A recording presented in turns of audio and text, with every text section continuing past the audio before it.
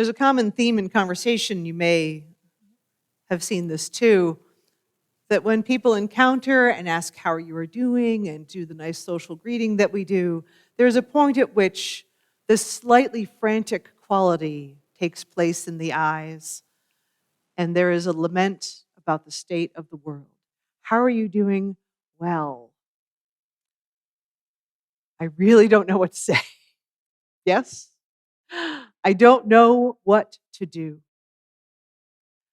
I don't know. I am afraid for myself, for my family, for neighbors, for country, for the world. Again, this is a moment. This is a moment of permission, not that you need it from me, but this is a moment. If you need it, then you can get to feel.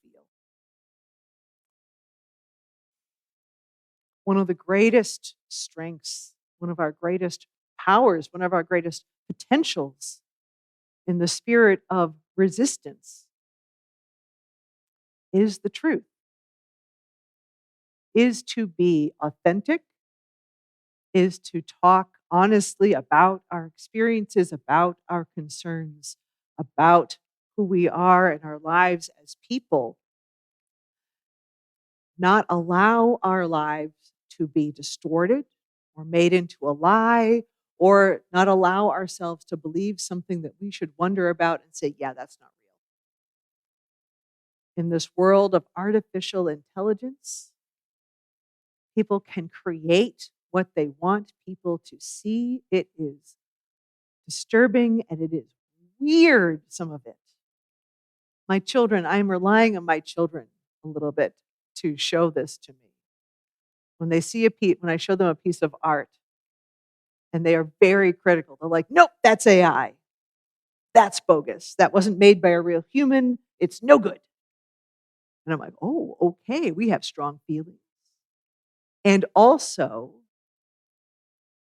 I think they didn't just come with this by themselves. They grew into this from conversation and also from their strong sense of values of we prefer human beings, the real ones.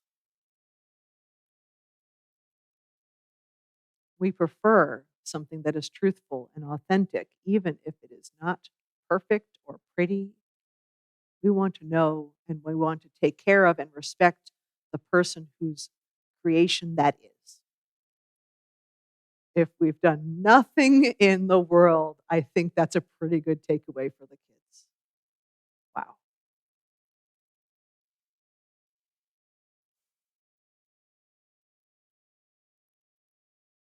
It's so hard to know how to proceed and how to find the hope again. I so appreciate my colleague, the Reverend Audette Fulbright Fulson, her prayer for the hopelessness. The days that come and carry away your spirit, your spark, bow down. Lay your head down on the hard earth and let your brokenness join the death that is stirring there. Life rebels against death, takes the very dust of our bones and reweaves it into glory. You were made for life. And life does not intend to let you go, but rest you can. Decay and falling away from ourselves are part of that process. If you need to fall apart, then do, for life will hold you in that too. We'll teach you how to desiccate and blow away, and then we'll call you back from the four corners of the earth, and we'll renew you with water of the tears of others who, like you, weep for all that is lost. She will breathe back into you the breath that washes from the mouths of children laughing for the lion's roar, for the exhalation of trees. You will be reborn into the arms of beloveds, and together we will sing a new song.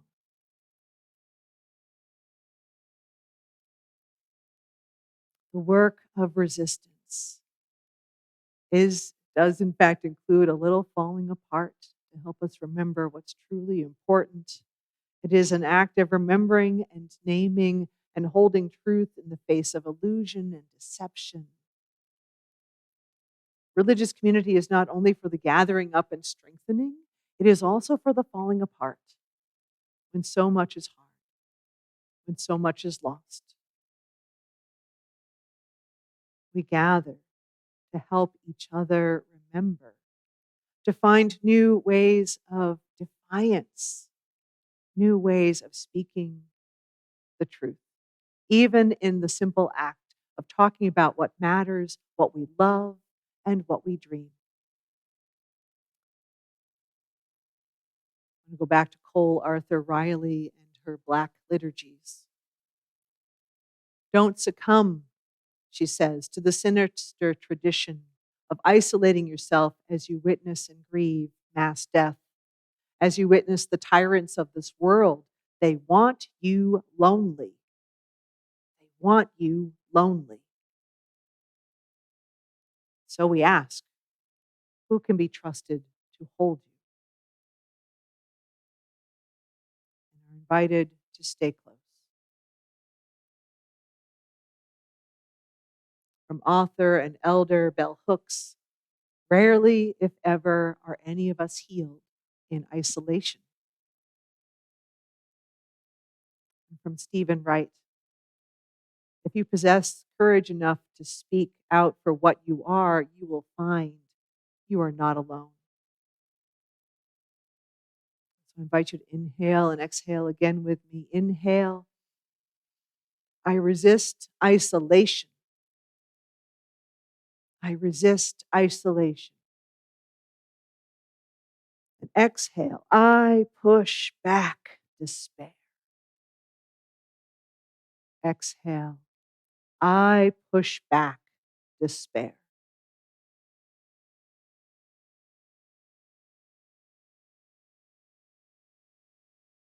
This is important work, this locating of our response, our resistance, our ability to continue. That so much begins with also our voice.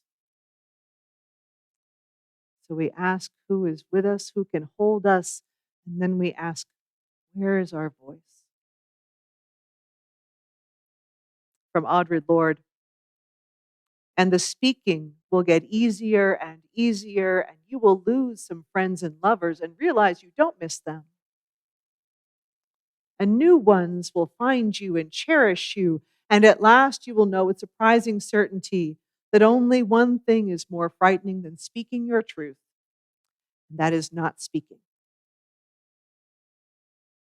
Only one thing is more frightening than speaking your truth, and that is not speaking. I invite you to inhale and exhale again with me. Inhale. I stay near to my voice. Inhale. I stay near to my voice. Exhale. I won't be silenced. Exhale. I won't be silenced. Inhale. Come what may. Come what may. Exhale. I am at peace with myself. I am at peace with myself. Inhale. I resist despair. I resist despair. Exhale. I protect my dreaming. I protect my dreaming.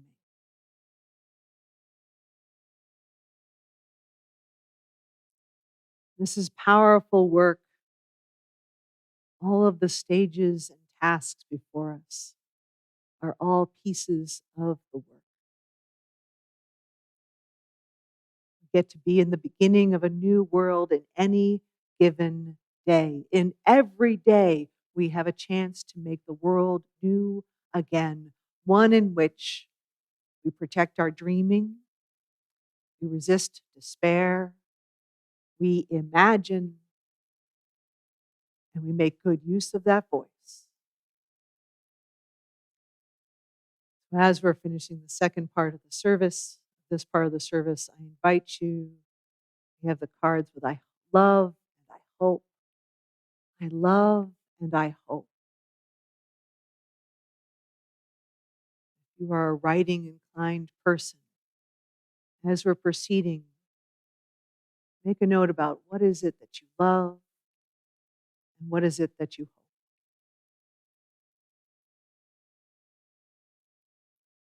hope. Trista Hershey, the author of Rest is Resistance, talks about how the veil of the world is removed.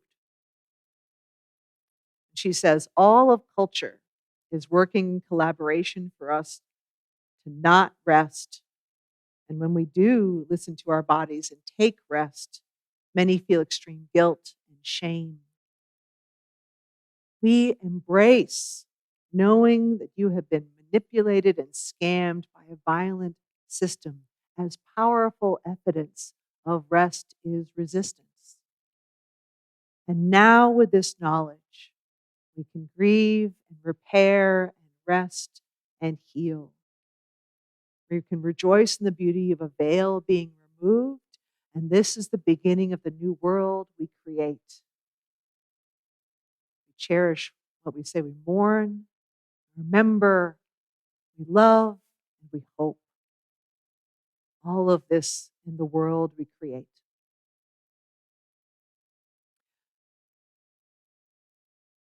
And at the center of that, we also just need to keep breathing. Even to keep welcoming a new song, as my colleague Odette says. We have been seeing over the past month how Minneapolis is stronger because it sings together and how people keep bringing their voices to that movement. There is now more work being done to create singing resistance as a program, as an education, as a way of organizing. We're going to, if you want to join me in the conference room at 2 p.m. this afternoon, we're going to get connected to some of the organizers for this. And Peoria 5051 is hosting an event for singing resistance later this month. But for now, I want to begin to close by teaching you one of the songs that has been going around from Heidi Wilson. It's called Hold On. So if we can rise in body or spirit for it.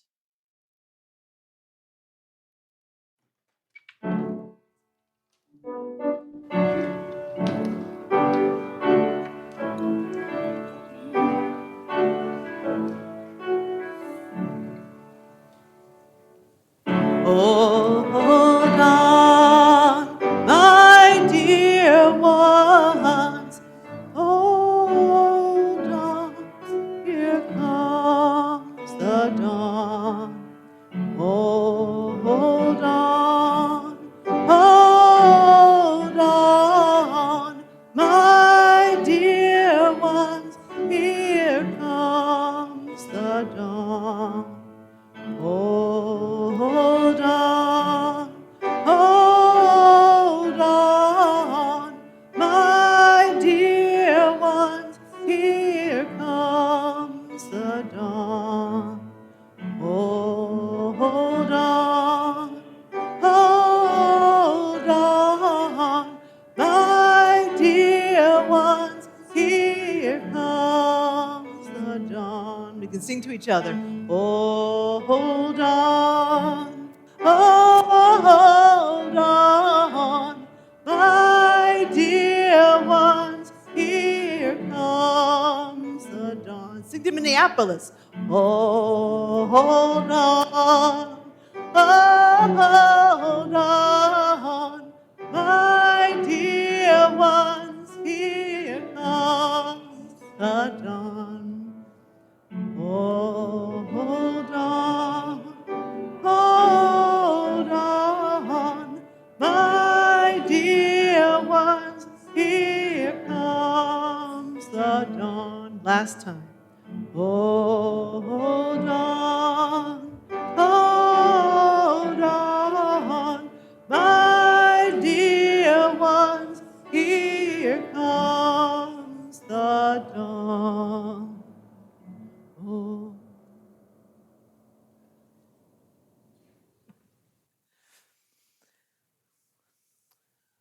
You'll be hearing that more in the course of things. Please be seated. I close with a prayer from my colleague, the Reverend Joe Von Roo. It's a prayer for moving forward. Spirit of life and love, God of many names, yet none at all. Our hearts are stretched thin. We see and hear the devaluing of people of color, those with disabilities, of women, of immigrants. This list, incomplete as it is exhausting. And yet we hold fast because we carry hope in our hearts. Hope that together we can dismantle systems of oppression. Hope that the collective of American humanity will look at one another and says, this has got to change. However thin our resilience may be wearing, we do not give up or give in. We look around and see our friends and neighbors carrying signs, moving and marching together because we must not give up. We join thousands of people in the streets. We move for justice. We live for peace, and we will not rest until we are heard. We will not rest until equity is made more real all around us. In the spirit of life, we look within our own hearts, in the burning coal at the center of our being, the place where our hope for the world lives, the place where our faith in humanity resides. And there we find the strength and the courage to continue moving forward, however muddy and rough the path may be. However long the journey, we can let our spirit and our voice and our hope and our love carry us forward.